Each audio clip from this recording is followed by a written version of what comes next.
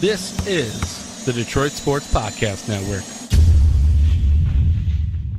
Doc, I just enjoyed a great weekend of high school football, the season opening weekend in an event called the Zenith Prep Kickoff Classic, and was there throughout Saturday, from Thursday through Saturday at Wayne State University at Tom Adams Field, and 7 games. You had 14 teams and really 7 exciting matchups, all that were put on by the Detroit Sports Commission, one of our sponsors and proud partners with us at the Detroit Sports Podcast Network. And the Sports Commission since '01 has applied its expert touch to marketing and to selling the Metro Detroit area as a marquee destination for regional, national, and even international amateur sporting events. And through the Detroit Sports Commission's help, these events have attracted thousands of visitors and pumped millions of dollars into our local economy.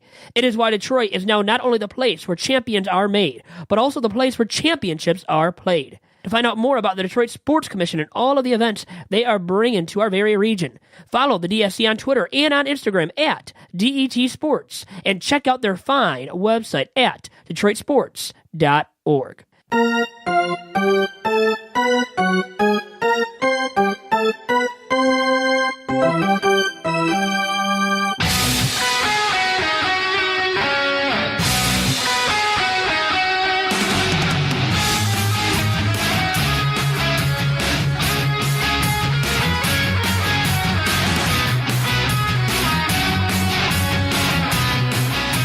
And welcome to the latest, the freshest edition of Tigers Talk with Chirco and Company. I am your host, Vito Geronimo Chirco, alongside my usual sidekick and partner in crime. That is the Doc from Doc and Jock, John Charles McElroon. John, how's it going? Vito, always great to see you.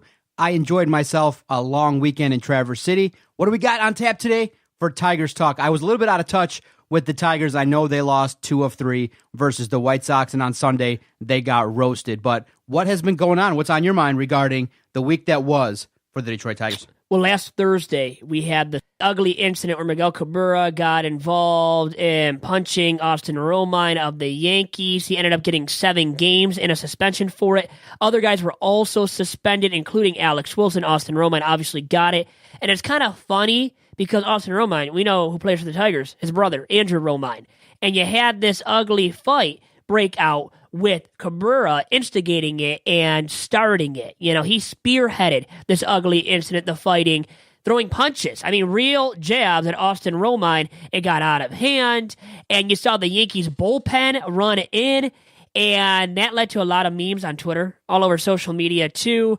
And I think there was a little discrepancy or people becoming upset over Michael Fulmer, too, who started it with throwing at the Yankees. Remember, he really started it. Now, the punches were thrown by Miguel Cabrera to start off, but the initial incident, what led up to Miguel Cabrera doing that was Michael Fulmer throwing at the Yankees in that game. And the thing is, Fulmer, from my knowledge, neither received a fine or a suspension for anything. And Joe Girardi, expressing some sour grapes, was not very happy with that being the case, too, regarding Michael Fulmer, Doc. Said player that got hit was Gary Sanchez, who abused Tigers pitching in that series. I think he had, and Andrea even noted, my goodness, in terms of the home run that he had, I think he has now, on record, the longest home run at Comerica Park, and I think at least the last 10 years, when he hit that moonshot. My goodness, Vito, Gary Sanchez was on fire versus the Detroit Tigers. Do you think Michael Fulmer, knowing what Sanchez did in the series, do you think he kind of went high and tight and intentionally hit Gary Sanchez to start this off? Because many people will say, look, Gary Sanchez was a player that was working the Detroit Tigers. He was crushing everything that was, a curveball, slider. They weren't effective pitches by Zimmerman. And you look at it and you see Michael Fulmer, he's a leader, and he says, you know what, I'm going to go inside. I'm going to try my best to make this guy think a little bit, to make him a little uneasy. He was up there with supreme swagger, destroying Tigers pitching. So do you think it was unintentional, or do you think maybe he was trying to send a message not only to Gary Sanchez, but hey, I need to establish the inside, and if I hit you, so be it? I think it was more of frustration, emotions boiling over, and frustration coming out in a large manner from Michael Fulmer, from Miguel Cabrera, from all these different dudes, including Alex Wilson and Brad Ausmus. And I think the struggles of the Tigers this season have boiled over to these emotions coming out. And to this extent where punches. Pitches were thrown at the opposition by Michael Fulmer and others from the Yankees in retaliation. The back and forth, or the throwing at batters, with the punches thrown. I think from the Tigers' perspective, it is a result of the fact that the Tigers have been enduring through a hugely frustrating season, and the emotions have just finally boiled over. And I think Cabrera's struggles all season long led up to this, where he just had to let it out, and his venting was through punches. And you got to remember, Gary Sanchez homered off of Jordan Zimmerman. He homered off of Michael Fulmer. So I think that whether or not it was intentional, I like the moxie that Michael Fulmer is showing, being a leader on this team. Now, I want to play the clip of the fight. It's about 50 seconds. And I want to ask you, because several of the media, after this kind of all boiled over and it kind of, in the post game, they were talking about it, several people thought that this was a negative for Miguel Cabrera, that this kind of tainted his legacy, that many in the media said this is the kind of fight you want to show physically instead of on the field. And I took a different stance, but let's play the clip of the fight that people were talking about that occurred last week versus the New York Yankees. Miguel Cabrera was actually super animated about, hey, you have to protect your teammates, when Michael Fulmer retaliated. Wait a minute, here we go. Oh, here we go at home. Romine and Cabrera get into it. Punches thrown, Romine getting into the gut of Cabrera, and now both benches are cleared as Romine and Cabrera at the bottom of a pile, and both teams storming for them at home plate. Clint Frazier is holding back Gary Sanchez trying to get in on it. And Cabrera's still down. This is not your ordinary best. So there was some severe punching in there. Usually it's a lot of pushing and shoving, but they got some good shots here. And that was courtesy of the Yes Network. So some of the media in Detroit had said, look, Miguel should not have done that it was something that he should have known was coming. In that a player of Gary Sanchez's caliber was hit, he should have known that potentially something was going to go down. But Miguel Cabrera said, look, Romine came at me disrespectfully. He used the F-bomb, was really disrespectful towards me, so I had to kind of, stand my ground and handle my business. But what was your take on it? Because for me, I thought that it showed at least a little bit of fight left in the Detroit Tigers, and sometimes some aggression, sometimes letting out some frustrations can clear out the system, per se. The Tigers at that point were getting worked by the Yankees. The Yankees were just kind of strolling in, making Comerica Park their home. And Miguel Cabrera and Michael Fulmer said, look, this is our house. You don't just come in here and handle your business that way. And if you're going to come talk to me like that, Mr. Romine, then you're going to get handled. But, some people said that there were kids in the crowd. It's a bad look. It's something that Miguel Cabrera did basically not because he was mad at Romine, but because he was frustrated at one of his worst seasons statistically in Major League Baseball. So how did you take it? Because I loved it. I was excited. It actually made me want to watch the rest of that game. Up until that point, was a decent game. The Tigers were winning 6-3. But I think for me, it caps off a disappointing season for Cabrera. And that, like I said, the emotions took over him in that moment. And because he's been struggling so much, that's why he did what he did. If he was having a great season, his Triple Crown campaign of a few years ago when he was succeeding at a high clip at the plate, hitting for power, hitting for average, doing everything, spraying the ball all over the field. If he was that same Miguel Cabrera at the plate right now, Doc, I don't think that incident would have happened. Do not think it would have happened if he would have been succeeding leading up to that moment, because that moment, in my opinion, would not have occurred if he was succeeding at the plate, as Cabrera has before this season up to that point, Doc. Now, the Tigers went on to win that game. They gave up the 6-3 lead, but didn't they come back to win that game? Yeah, they won that game, but for me, it's about more of what happened on the field with the fighting, the exchange of words, and then the punches, and the ugliness surrounding that event, a benches clearing brawl from both sides, even the Yankees bullpen coming onto the field, jumping into the mix, getting involved, everybody getting involved heavily, the opposing managers, all these players, and I think it just shows that the Tigers' season has spiraled out of control. It's an ugly mark, like almost an ugly capping off of or end of the Tigers' campaign that is not already over, but we know it's way over. It's been long over for a while now, and I think that just showcased that the Tigers are in a bad state as a ball club right now, and that's why I think it's more of an ugly incident more than an incident that we start praising the Tigers for and start saying, oh, they showed fight, they showed some courage finally. I wanted to see this on the field a long time ago, like other media members, Doc, you had mentioned already, had said via Twitter or maybe talking about the benches clearing brawl from last week. Well, they expressed that very note too, that very opinion that, you know what, Cabrera is just not himself, and it boiled over leading to that ugly incident. And that's why, for me, it doesn't mark a positive image for the Tigers this season, but I think a very negative and ugly one that almost, even though the season once again isn't officially over, it kind of caps off an ugly campaign for the Tigers in 2017. An interesting note that came out after the game is Joe Girardi, he blasted Brad Ausmus, saying that, Brad Ausmus was using some foul language toward the player.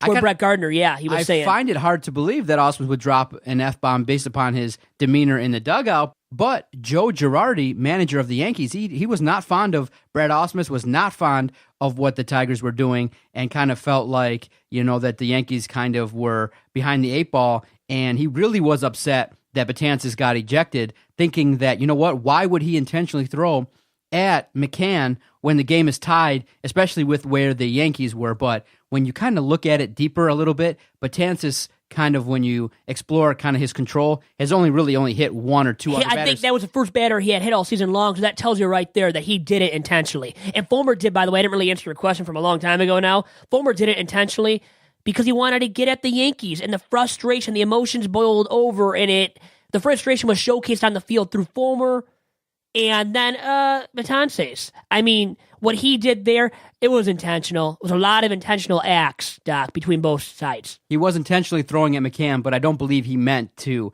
target the head because that was dangerous. McCann fell down, and many people thought, oh my gosh, he died right there on the field. People freaked out a little bit when they saw that because it was a 99-mile-per-hour fastball right to the head. Yeah, he throws really hard, which makes it even more scary. You're right. Yeah, so you got to be able to control what you're doing a little better, and that's why people argue against throwing at players, because if you miss, for example, then you could potentially be throwing at someone's head. But Betances, I don't feel like he was intentionally trying to throw at the head, but if you can't control it, then you can't be trying to throw at anybody. If you can't control where that ball is going, I think, and the point I wanted to ask you was, many people after the fact, when the suspensions were handed out, were kind of wondering, hey, Judge kind of did some things. Yeah. Some others did some things that were not noticed. And who was the individual that was handing out these suspensions? Yeah, Joe Torre, which made it look bad. Yeah, for Major League Baseball. It kind of looked like it was a little bit slanted there in that Miguel got the brunt of the suspensions. I think if you want to send that message, like, look, if you throw at someone's head, it's automatic 15 games because you have to deter somebody. Maybe Betances, should not be made the example, but how do you deter anybody else further from throwing at another player's head? Anytime, automatically, if you throw a baseball and it comes anywhere near someone's head, you hit them in the helmet, you hit them in that side faceplate, 15 games automatically. And I think that would probably end people throwing at people's head. You can throw at someone's butt, you can throw behind them. Like Mickey didn't get hit, they threw behind Miguel Cabrera. And it's happened quite often with the Detroit Tigers where, oops, Alex Wilson will end up throwing behind someone. But if you go into that area of throwing at someone's head, I think Joe Torre missed an opportunity to deter this and stopping it right then and there with an extended suspension for Betances. I think he missed a spot, and I kind of do agree with those that say the suspensions came off kind of light.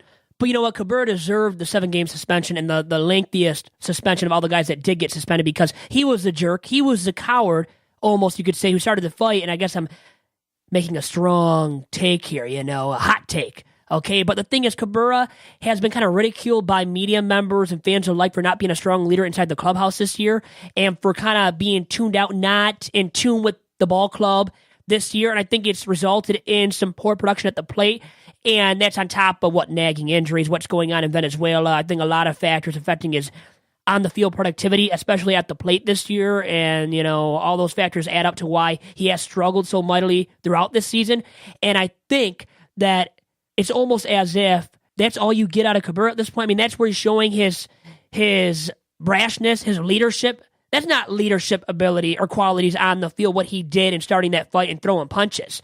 That was a jerk move and cowardly. When you can't be a leader inside the clubhouse, a real strong clubhouse presence that can lead the ball club as you should be with making all the money that he is, and with being the player that he has been, with the numbers, the reputation for being a Hall of Fame caliber slugger. And you can't lead your ball players, your teammates inside the clubhouse and the younger guys who look up to you as a role model for what you do on the field as a hitter and trying to replicate what you have done to be successful.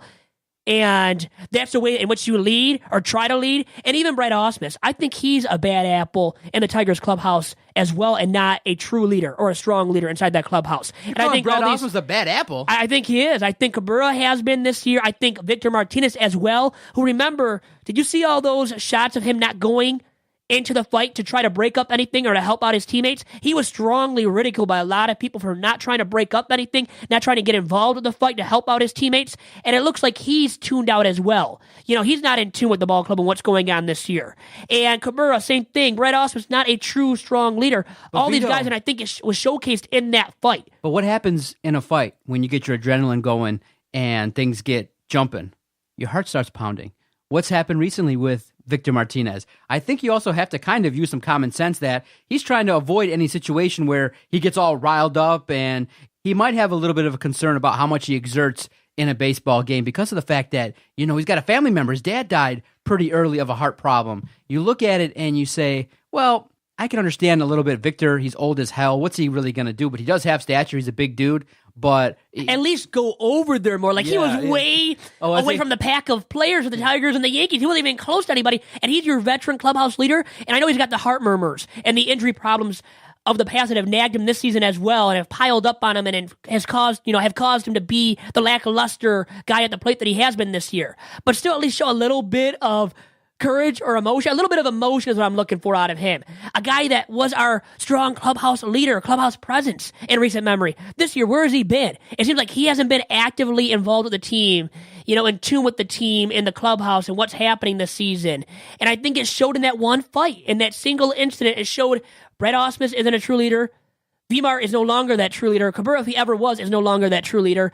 And, way back earlier this season, too, Cabrera does that annual thing for the kids with the Tigers on one of their off days. And this season, supposedly, it had the least amount of his teammates show up to support Cabrera in that event for the kids, in which he gives back to the kids. Remember that, too. So I think his teammates are tuning him out, are tuning Victor Martinez out, maybe are tuning Brad Ausmus out even more than ever before, and they might have already been tuning him out because, well, they should be by this point.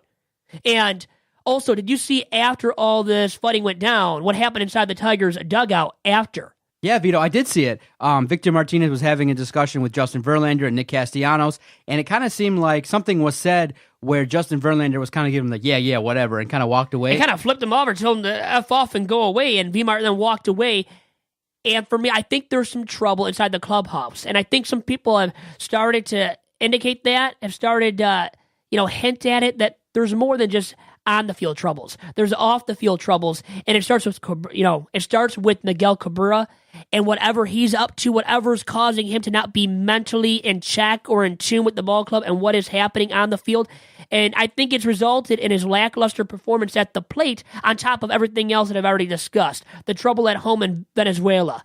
Also, his nagging injuries. I think everything has finally caught up to him at 34 years old to where it's affected his productivity significantly, and it's why he has looked like he's no longer the same Miguel Cabrera. So, Vito, are you Team America or Team Venezuela? Who do you support? Because Justin Verlander is going to be here probably for the foreseeable future if he's not traded this winter. You got Miguel Cabrera, who's going to be here for another 6 years. Victor Martinez is going to probably be around for one more year. This has got to get solved. And you got Nick Castellanos in there in the mix, too. So, who do you side with? Well, Castellanos has a WAR of 0. V-Mart, I think, a negative, where Cabrera's right around there. Verlander's the best player of those four, so I'm going to go with Team America since I live here.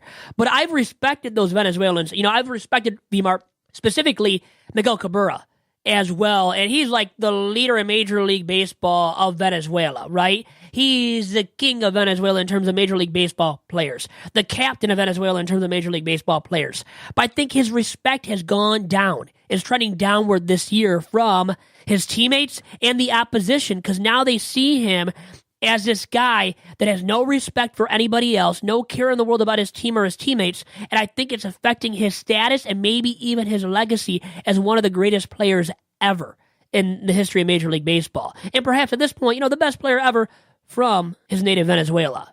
Yeah, Vito, it was a rough week. You lose 2 of 3 to the White Sox. The team seems to be kind of crumbling. But it was a nice game versus the Colorado Rockies. Many people felt like, okay, they're showing a little bit of fight, scratching and clawing, getting that first game of the series. But at the same time, it was nice for me to get out of town a little bit, go to Traverse City, and not peek into the Tigers. I kind of saw them a little bit in one of the sports bars that I was walking by.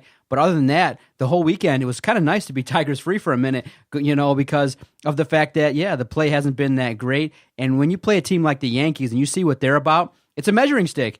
And you didn't measure up. You got destroyed those first couple games at Comerica Park. And it just looked like, a major league team versus a minor league team last week when the Yankees came to town. Yeah, the Yankees had the better bullpen, the better lineup. They have Aaron Judge. They have Aaron frickin' Judge. And Joe Torre, why he was blamed so much for the lack of long suspensions for his former club, the New York Yankees? Well, example A would be Aaron Judge not being fined or suspended at all. That looked bad. It was an ugly mark on Joe Torre and the suspensions that he handed down. And you brought up V-Mart being around for another season. Well, we have to get into eventually here on this week's edition of Tigers Talk, Doc, the fact that he is on the DL once again for an irregular heartbeat. Suffering from that twice now this season. A scary thought for a guy that's already 37, is past his prime. I think way past his prime, too, shown by his lack of productivity at the plate this season as a whole. And I think it's time for him to go bye-bye. And I think it's the best thing for him to do health-wise for his sake going forward as a human being. Forget him being a major leaguer or baseball player at this point. It's about the health of him as a human being for his family the rest of his life. And I think if he really worries about that, I think he is a man that's focused on that, more than likely is. And I think the best case scenario for him, not only for his major league career, which is hugely trending downward, but for his health long-term as a human being, is to get out of the game while he can and to formally retire then. Vito, I agree with you, but when you're making that much money and you're considered a leader on your team, then... Maybe a former leader of the team. I don't think so this season inside the clubhouse, like I already said. I still think that he's got a voice, though. There are still other players there that look up to him, like a Jose Iglesias, other young players that have come up, maybe Dixon Machado, that look up to a player like a Victor Martinez. That's kind of why I kind of asked you, Team America or Team Venezuelan, because you got a lot of young players that are of Venezuelan descent on that team. So we got to kind of figure this out and get everybody back on the same page, and probably, a more experienced manager. A better communicator than Brad Ausmus probably could bring everybody back together and still be a unified front, but it's not going to happen this year. Victor Martinez, unfortunately, he's not performing well. And all in all, you want him to get healthy. So yeah, as a human being, right? We're looking out for that as well. The best case scenario for him going forward as a human being is to get fully healthy, and I don't think he's going to do that by playing baseball anymore. After the break, I want to ask you about Miguel Cabrera and how the squad is going to perform should the suspension be upheld fully and Miguel serves 7 games. We'll talk about it next after this break. And Doc, as you know, our newest sponsor is the Eastside Youth Sports Foundation. And if there is one thing that we do know, Doc, it is that Detroit fans really love their sports. That's why you are listening. Whether you're an armchair jock, GM, or an all-star player, you can help the next generation get into the game, too. The Eastside Youth Sports Foundation provides opportunities for boys and girls alike to experience a huge variety of sports, including baseball, football, yoga, and hockey. Because remember, kids who play together stay together, making new friends, learning teamwork, and making better choices. Girls and boys who are actively engaged in sports do better in school, live healthier lifestyles, and make better choices. So now you may be wondering, how can I help? Well, if you would like to help, you can support the Eastside Youth Sports Foundation in its upcoming Try Sports for Free Day. September 23rd is the date for the Try Sports for Free Day. Sign up your son or daughter, volunteer, or make a donation. Last year, the foundation's Try Sports for Free Day introduced nearly 200 kids to new activities. Now, you can learn more about the Eastside Youth Sports Foundation at esysf.com. That website, once again, is esysf.com.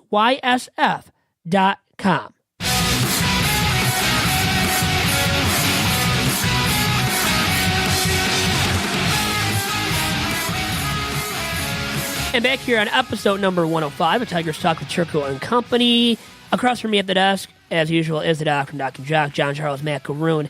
And, John, we have to talk about, the Tigers and Miguel Cabrera, that suspension being held up, what the Tigers will look like if that is the case the rest of the way this season. And also, Well, a little bit maybe more diving into the fact that Victor Martinez, at this point in his career, should retire. And I guess we'll have to see what, comes out regarding the severity, right, of his irregular heartbeat. But first and foremost, Miguel Cabrera, and back to that suspension, Doc. I ran a poll on our Twitter page at Detroit Podcast, and I'd asked, of the 7 games that he misses, could the Tigers actually perform better and win 4 to 5 of those games? And about 45% of people that voted said that they expect the Tigers to win 4 games or more with him gone, which leads us to think that, okay, Miggy's hurting the team. The perception is, and it's become reality now this year, is he is hurting the team by continued at-bats where there's runners on base. Can you recall a time where there were open bases and a tight situation and the opponent pitched to Miguel Cabrera thinking that he would be an easy out, and then he goes up there, swings at the first pitches, and hits low line drives or gets out pretty quickly? It's happened quite a bit this year, and versus the Yankees, versus the White Sox, it's one of those things where you watch Miguel Cabrera and you go, is he actually helping the team? Could it be a good thing that Miguel Cabrera is not going to be around for a week? There might be unintended consequences where, hey, maybe he can rest up a little bit because he's been leaving games early with a stiff back. His performance hasn't been that great. A week off, at first glance, many people will say, it's a terrible thing. But the more you think about it, it might be a good thing for the Tigers. I think so, because Miguel's not the same Miguel Cabrera. Like I said, he's not performing like a Hall of Fame caliber slugger that's been effective in those timely situations with runners in scoring position. So because he's been so darn ineffective throughout the course of the entirety of the season, I think it's best for him to rest. And I think this suspension could serve as a reinforcement of that fact that Cabrera has been ineffective and should be resting. And it allows the Tigers to rest him. So it might be a blessing in disguise that he is being suspended. And the same thing for Victor Martinez, who's been largely ineffective this season, big time with an OPS below 700 for the majority of the season. Those guys need to sit down. And now they have reasons the Tigers do to sit both of those aging sluggers down. And I think it allows those two, to be better performance, especially for Miguel Cabrera. I don't know if V-Mart is going to be anything close to relevant anymore in his Major League Baseball career, which might just be one more year in a Tigers uniform to finish out his Major League career. And Miguel Cabrera, though, I see him being productive again next year if he gets that necessary amount of rest. By him not playing in the World Baseball Classic, there is none coming up next year for him to play in for his native Venezuela. So he avoids playing in that. Maybe he gets extra rest throughout spring training next spring. And maybe he's a more effective Miguel Cabrera from day one because of getting all that rest and getting healthy for the 2018 campaign.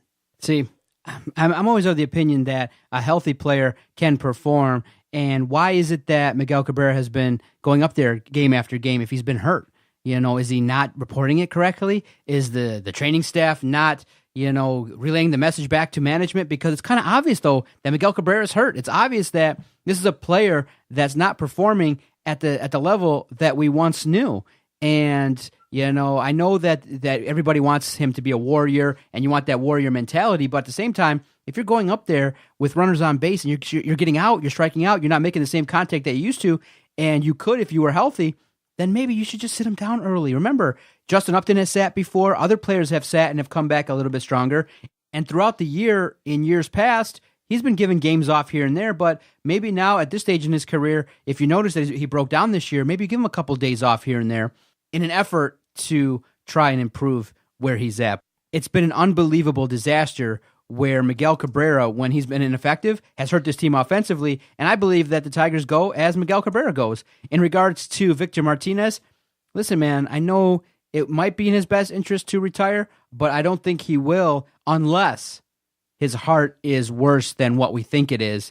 And if it is, if there's a likely scenario that, he could be playing and could die suddenly on the field, then it's something where he might have to take it under serious advisement. Because, hell, your health is more important than going out there and playing baseball, and he might be even covered under insurance with a medical problem if he has a heart murmur or an irregular heartbeat that prevents him from playing game in and game out. It's unfortunate. It's really sad. Now, we can't tell anybody what to do, right? That's not our place to do that. But if you are Victor Martinez in his mighty big shoes right now, and you understand that you're not the same player as you used to be in your prime, you're no spring chicken, you have nagging injuries, 2 bad legs really at this point, wouldn't you think that with this health scare that you've had recently throughout the course of this season, and with your family knowing about them and you wanting to be around for them long term, that you would just hang it up because of all those factors added up and you knowing that you're not the same ball player that you used to be in your prime? But the athlete is usually the last guy to know to recognize that. They got to rip some people off the field. There's that notion that some athletes will not basically quit the game until they're booted out. And I think Victor Martinez is one of those guys. I think he loves the game too much, and he is productive when he's on the field. It's just diminishing, and he's not earning the level of money that's being compensated to him. But at the same time, when he does play, he does, kind of contribute a little bit offensively. A little bit. Diminished, hugely diminished productivity. So he's not the same ball player, though. That's what it comes down to, Dak. You would love him to retire. Be gone. I would. I think a lot of fans would at this point. I think the Tigers organization would as well, down deep, would like him to retire because it betters the ball club for next year. Think about Nick Castellanos, who can't field pop-ups now. We saw that against the Dodgers. Him miss one in the sun, supposedly, and that was the reason why, and he botched it. A pop-up that all major leaguers should be catching and do catch, typically, like 99.5% of the time. But Nick Castellanos catches those like 95% of the time, and that's a problem in itself. He can't catch a major league pop-up. He's a major leaguer. I don't care how bad you are, laterally, or, in any facet defensively, which he's really bad all around defensively, playing the hot corner. But you got to field pop-ups cleanly. You got to catch them. So for me, he is that bad defensively. We know how horrible he's been this year as well, especially. Those are all reasons why you want him to move to first base as soon as possible. And V-Mart, while he's along for the ride next year, if he is indeed along for the ride next year as a Tigers DH, then you're log-jammed at first base because Miguel Cabrera will still have to play at first base. So Castellanos can't move over to first base, and he can't play in the outfield. I don't trust him in right or left field. I don't think that's the long-term solution for Nick Castellanos either, defensively. So you want him to play first base in the near future. And as long as Victor Martinez and Cabrera are both on the team, you have a logjam at first base, meaning that Castellanos has to keep playing at third base. So, like I said, I think the organization would like it as well if V-Mart retires because it benefits the Tigers defensively, allowing Nick Castellanos to slide over to first, and Cabrera becomes your full-time designated hitter. So, Vito, I was scrolling around the interwebs as you were chatting there a little bit, and something came up that kind of was in my mind too, but this was really well done. And it kind of talks about Dixon Machado a little bit in that what's his potential at shortstop in the future as opposed to Jose Iglesias. And it looks like Iglesias is due, I think he made around $4 million this year. He's due for a hefty upgrade in pay next year, and people are looking at and speculating, well, if the Tigers are going to be cost-cutting and you got Dixon Machado, who's a bigger guy in terms of being about 6'1" and 170 pounds, and they project his bat to be a little bit better than Jose Iglesias, people are starting to clamor like, look, start playing Dixon Machado the rest of the way and sit Jose Iglesias to see what Dixon has because of the fact that, look, the season's lost anyway.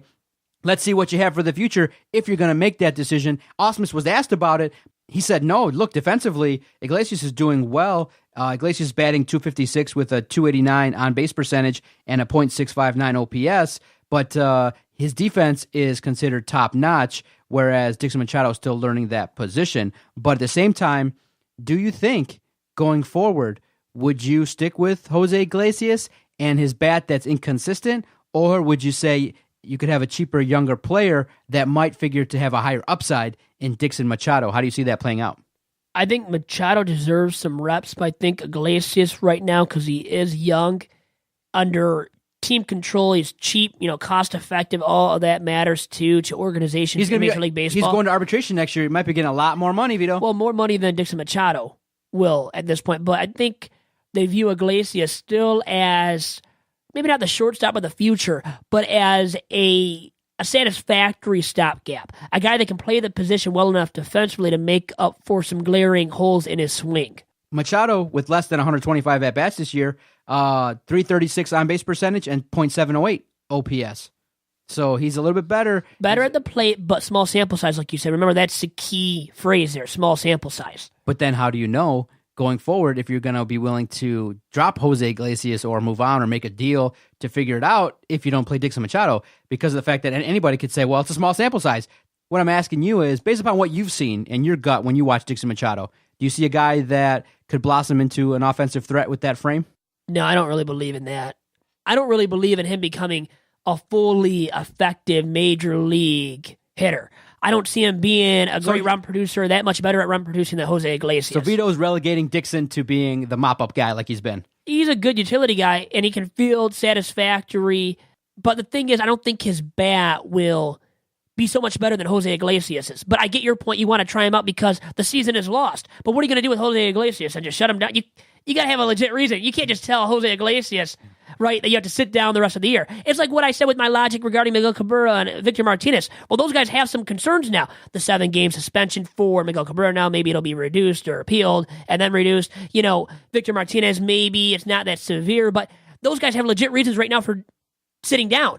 Jose Iglesias, you don't have a legit reason right now to sit him down. Now, as much as you would like for that to be the case, to allow Dixon Machado to get some necessary reps at shortstop, it's not the case right now for the Tigers with Jose Iglesias.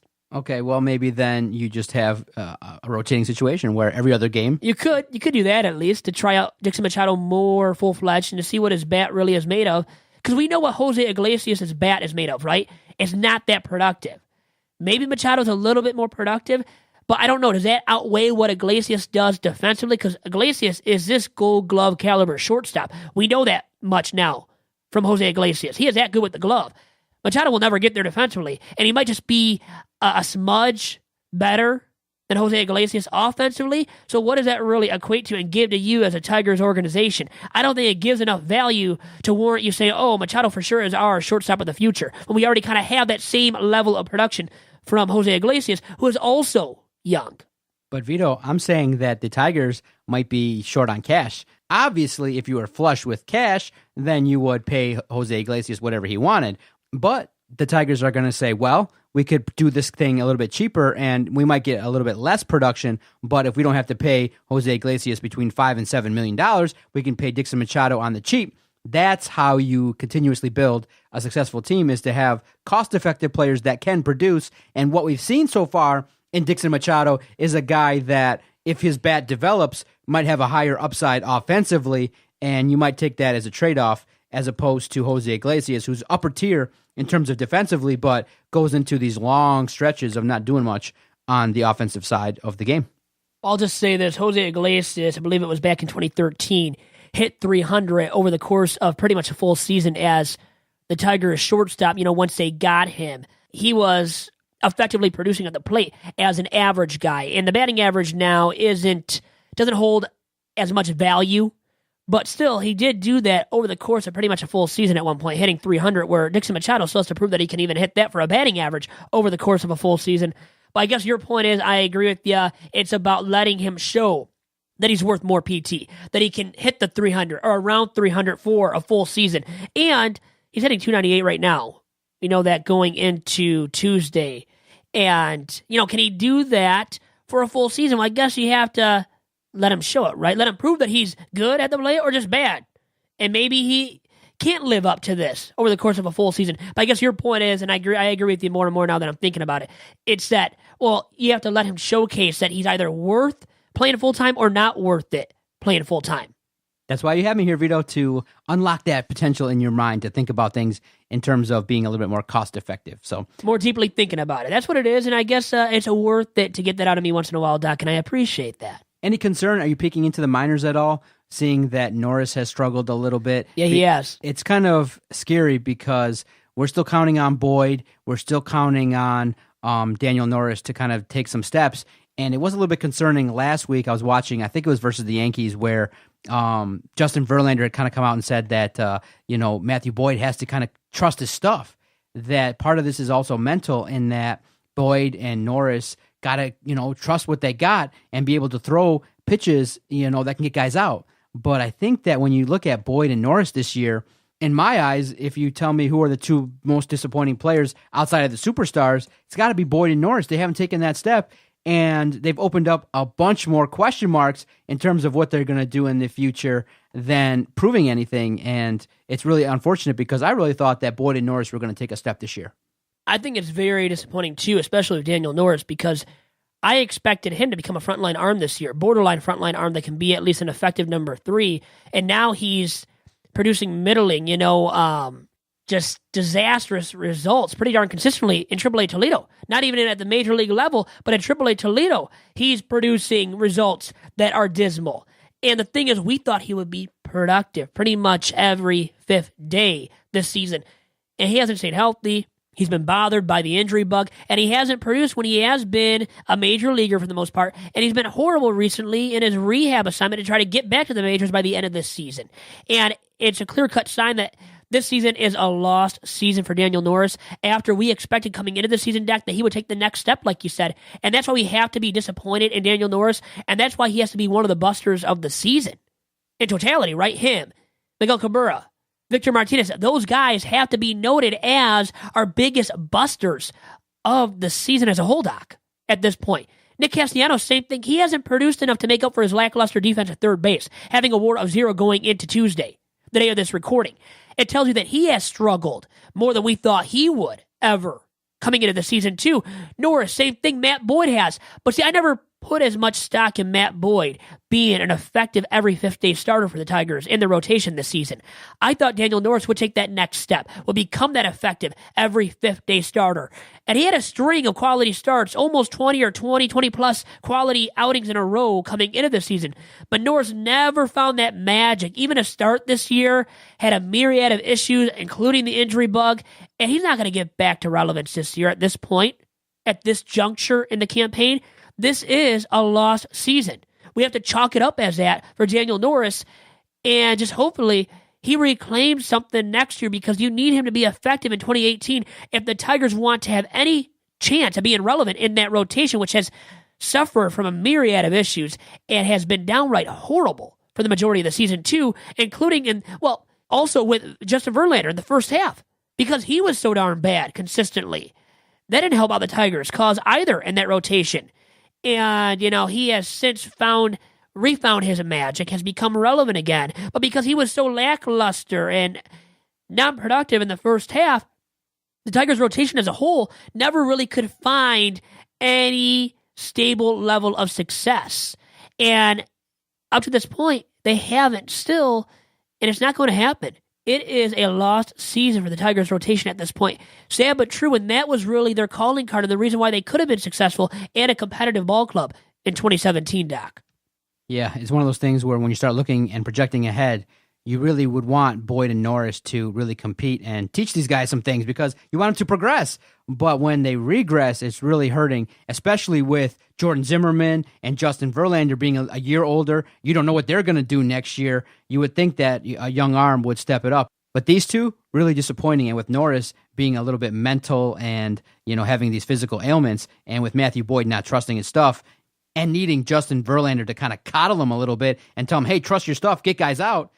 Game in, game out, when you throw these guys out there, and if you can't trust them, it's going to be a real tough situation, because you are counting on these guys to be effective. It's part of the reason why, when you start to break down what happened this year and why this year was a complete disaster, Boyd and Norris not taking that next step, really bad. Boyd, I think, is my buster of the week, by the way, too, for his lackluster outing over the weekend against the White Sox, in which he was effective until one inning, and I think it was Anthony Fennick that wrote it in his article. Well, he looked better.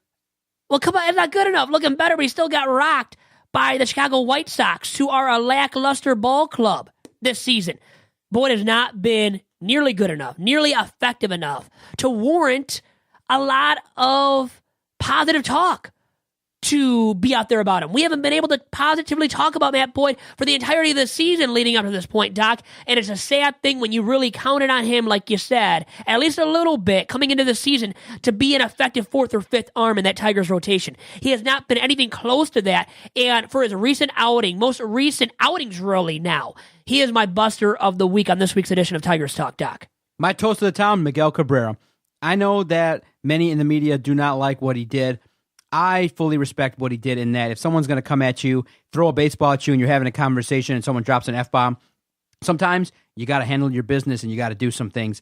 And if Romine's going to disrespect you right to your face and call you out, then, hey, you got to expect that something's going to happen. But at the same time, I do think that he handled it well, in that... Who handled it well, by the way? Miguel Cabrera. Really? In that he does have a teammate, Andrew Romine, that is the brother of Romine of the Yankees, and I think that it was handled well. I'm almost certain that they had a conversation and it was squashed then and there. They won that game. I respect Miguel Cabrera for showing a little bit of fight and not letting a Yankee step up to you and disrespect you right to your face in your hometown. So Miguel Cabrera, toast of the town. I'm going to go with buster of the week being Victor Martinez. I agree with you in that if you're not going to step up and help your teammates out, potentially you do probably have to walk over there, show a little bit of an effort. At least try, right? At least try. Not get in there. Don't start funny. I don't think throwing punches would have been the better case for him or the best case, right? Just walk over there, have a leisurely stroll, maybe try and stand by the manager. Look interested based on what you said. Absolutely, you can't be doing that. People were killing him on Twitter, by the way, Doc, and I think rightfully so. And you don't want him to get hurt, but at least try and show a little bit of effort. And I think we always try to show a little bit of effort, and we got a little bit out of both of us this week in terms of effort, I think, as a whole. I always enjoy talking baseball. It'll be fun. It might be a little bit of a challenge going the rest of the way talking about the Tigers, but September call-ups are going to be right around the corner, and we're going to have a plethora of young talent from the minors to kind of talk about, and we can definitely pick apart what the Tigers are doing on and off the field. Plethora, I love that word. Maybe the word of the day here on Tigers Talk. And for this week then, Doc, with that, great job. Great job to all of you for always tuning in to every single edition of Tigers Talk. And I am Vito Chirco signing off for episode 105 of Tigers Talk. Adios.